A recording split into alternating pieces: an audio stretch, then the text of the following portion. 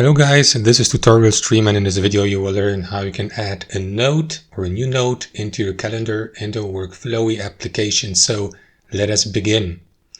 Alright guys, so head over to your account on Workflowy, navigate to your calendar here on the left hand side and select the given day, or you may do that here, for example, through the home section by clicking into this button.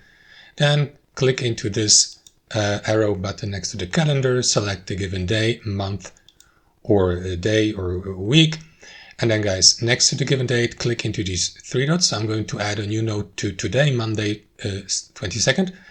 Click into these three dots and select add note. Alternatively, click into or use the shortcut Shift N, and then below the given note will be created. So let me give it this text here. Type in your text here, example IBC. That's it. You can skip to the next line and leave a note for the given date within the calendar overview.